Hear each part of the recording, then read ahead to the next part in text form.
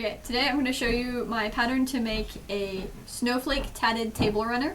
This was a challenge from my mom to make something to put on top of her old 1920s radio for Christmas. So I've got a table runner. The neat thing is because of the design of it, you can make it as small or as long as you want, depending on how much time you have to put into it.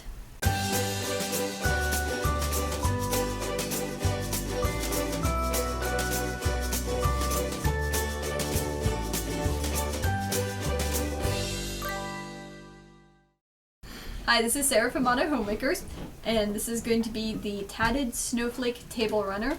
And you can find the pattern for the Tatted Snowflake listed on the site, which is pretty neat because it explains how to do it. And the great thing is it's the same little snowflake design many times.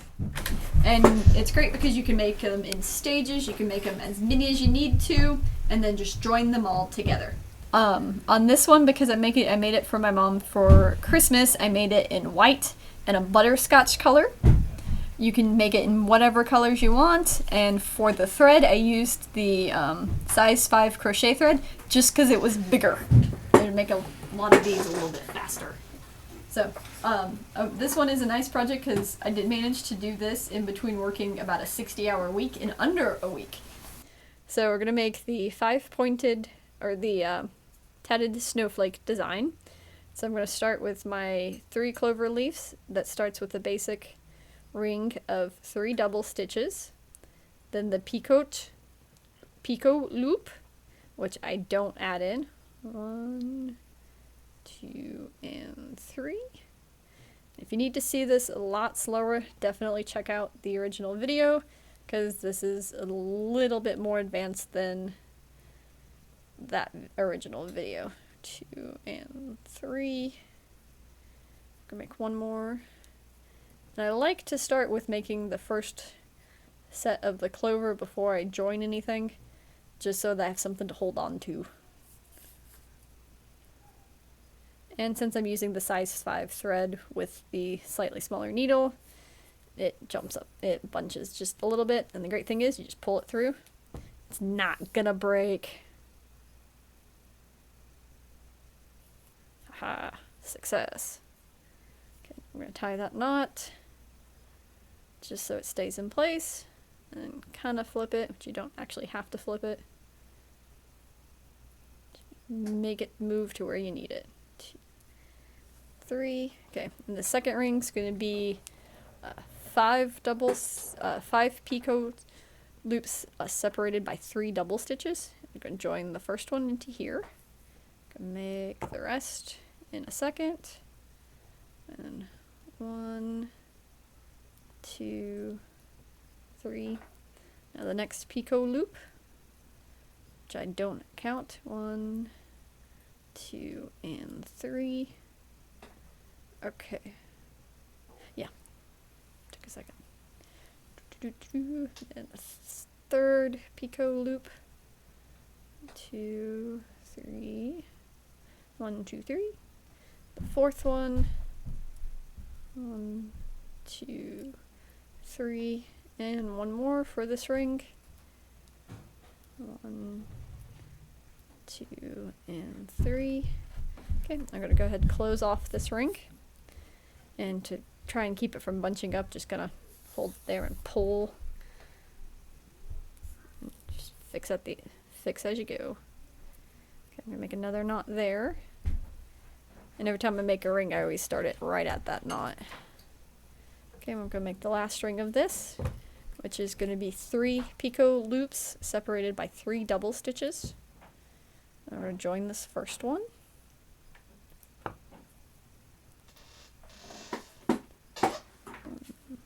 2, and fingers work with me.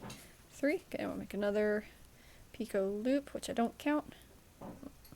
1, 2, 3. And the last one. 1, 2, and 3.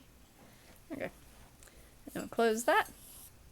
And for the start of the fun parts. Okay, we're going to close off this ring, which completes that first little bit of the clover. And now we're going to make a chain, which is 3 double stitches, or 3 picot loops separated by 3 double stitches. 1 and 2 and 3. And the picot loop, which I don't count that as a stitch, so go 1, 2, and 3. And that makes 1. Yep. 1, 2, and 3. I think we got 2 loops on there. It's gonna make the last one. 1, 2, and 3. Okay, and this one will just pull through. I'm gonna make a knot at the end here, but I'm not gonna pull the tail around because otherwise that would just make another loop or another circle, which I don't need right now. Okay. So the nice thing with this design is you're gonna make that pattern or make this a lot, but it's great because it makes it nice and symmetrical. And this is the first ring of the second clover, so we're gonna join into these first 2 loops that are really tiny that I can't see right now. And if you get them where you can't see them, just kind of go to where they are and just get the crochet needle and just slightly pull it, and they'll come out a little bit and make them easier to see. Okay, so we're going to join there, do 1, 2, and 3. We're going to do the second join. And the great thing is when I'm getting these and joining them to the next snowflake, I'm only using the big center rings to join into. All these little tiny ones just get joined together and they look pretty nifty. That's 1, 2, and 3. Okay, I'm gonna make one more loop for this one. 1, 2, and 3. That completes the 3 double stitches for that part of the clover. And then close, tie my knot. Okay, now we'll get to more of the actual joining to the next snowflake.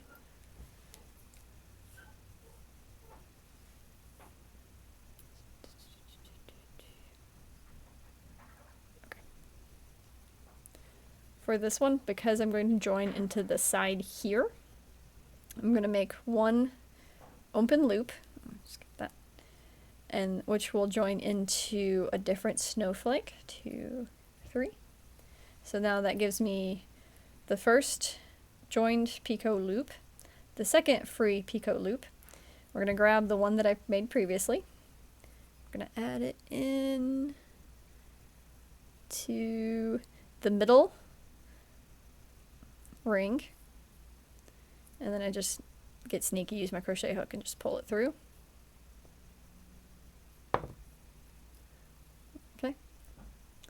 And then I make the second half of the picot loop, and I don't count that as a stitch when I'm joining just because I want to make sure that it stays in place.